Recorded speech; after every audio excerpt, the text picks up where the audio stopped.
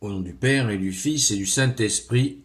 Amen. La paix de Jésus soit dans votre maison, sa paix et sa joie. Alléluia. J'espère que vous allez bien.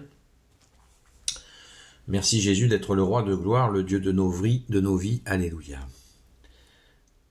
Saint Matthieu, nous lisons l'évangile, le Saint-Évangile selon Saint Matthieu, chapitre 22, versets 34 à 40, que ta parole, ô Jésus, rentre dans mon esprit, que ma bouche proclame ta parole et que mon cœur l'accueille. Amen, alléluia.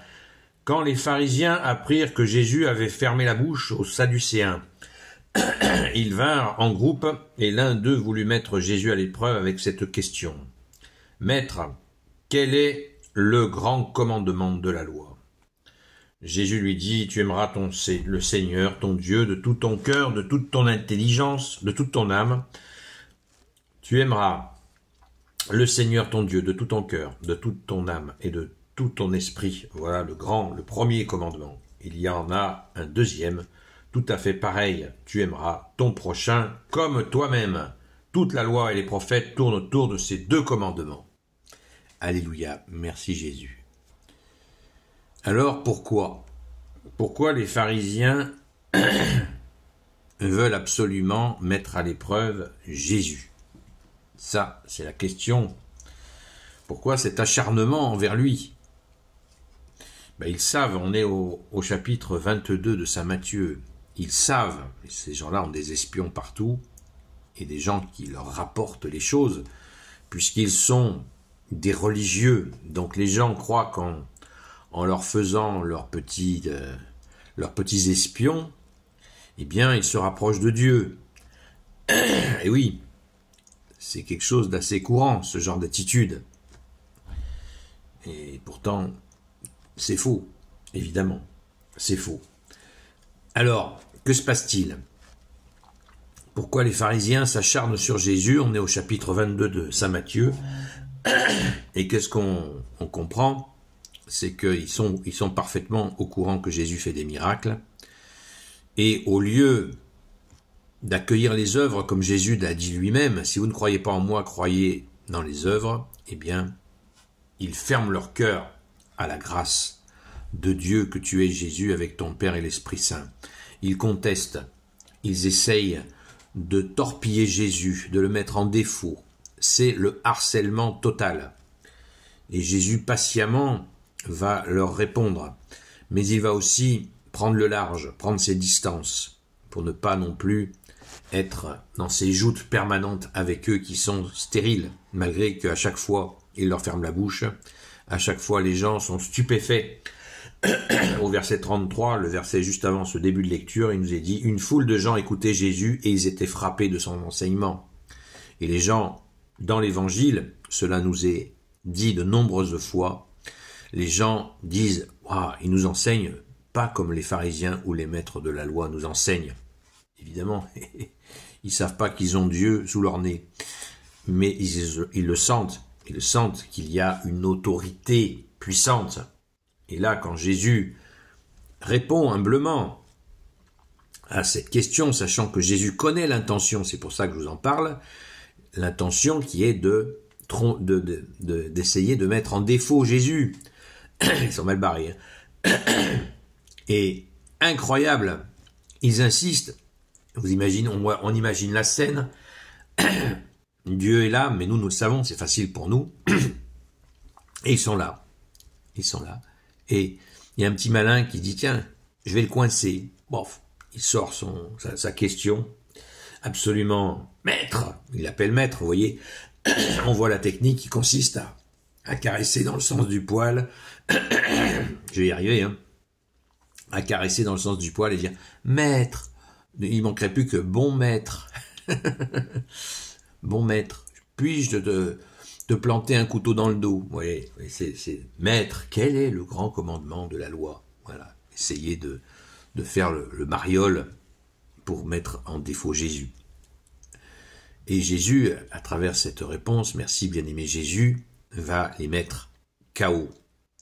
Parce que tout est dit. Et je pense que nous devrions bien entendre nous aussi. Et c'est pour ça que je vais le répéter. Jésus lui dit, tu aimeras le Seigneur ton Dieu de tout ton cœur, de toute ton âme et de tout ton esprit. Voilà le premier commandement. Il y en a un deuxième tout à fait pareil. Tout à fait pareil. Tu aimeras ton prochain comme toi-même. Toute la loi et les prophètes tournent autour de ces deux commandements et nous en avons la démonstration physique quand Jésus au mont Tabor est transfiguré. Il est transfiguré entre Moïse et Élie. Moïse qui représente la loi et Élie les prophètes. Et Jésus est Dieu. Au milieu, là, illuminé. Nous avons tout en toi, Jésus. Alléluia. Et nous avons grand besoin de nous rappeler ces deux commandements que Jésus qualifiera de supérieurs, qui accomplissent tout. Certains, des fois, ils viennent, notamment sur le direct, sur TikTok, et disent « Et pourquoi on ne met pas en pratique est-ce que dans tel commandement, par exemple, le jour du sabbat, pourquoi on ne le fait pas, nous, les catholiques, etc., etc. » Plein de questions comme ça. Eh bien non, on ne fait pas le sabbat parce que Jésus est ressuscité et il accomplit tout. Et c'est pour ça que nous allons à la Sainte Messe le dimanche. C'est extraordinaire. Ces deux commandements sont supérieurs. Ils englobent tout.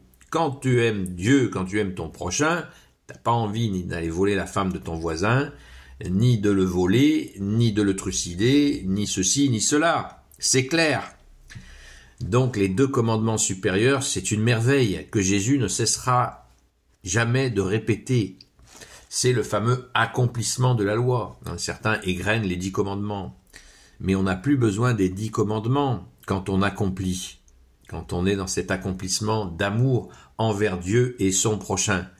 Tout est là, la loi et les prophètes. Toute cette ancienne alliance, eh bien, est accomplie. Rien n'est enlevé, tout est accompli. Même un trait, même un point, dit Jésus, est accompli. Merci Jésus. Donc pratiquons cet amour, et Jésus nous dit, le deuxième est tout à fait pareil, parce que, effectivement, si on aime Dieu, eh bien, on aime sa créature, c'est-à-dire l'homme. Si on aime l'homme, on aime son créateur, c'est-à-dire Dieu. Voilà, c'est le sens de l'accomplissement. Merci Jésus d'être le roi de gloire, le Dieu de nos vies. Et comme tu nous le dis toi-même, tu es notre seul enseignant, notre seul guide. Amen. Gloire soit au Père et au Fils et au Saint-Esprit, maintenant et toujours, et pour l'éternité. Amen. Ô Jésus, toi qui peux tout et qui portes tout, toi le Sauveur, toi l'Emmanuel, je te confie toutes celles et ceux qui regarderont cette vidéo, ainsi que leurs proches, selon ta seule volonté, ô Jésus.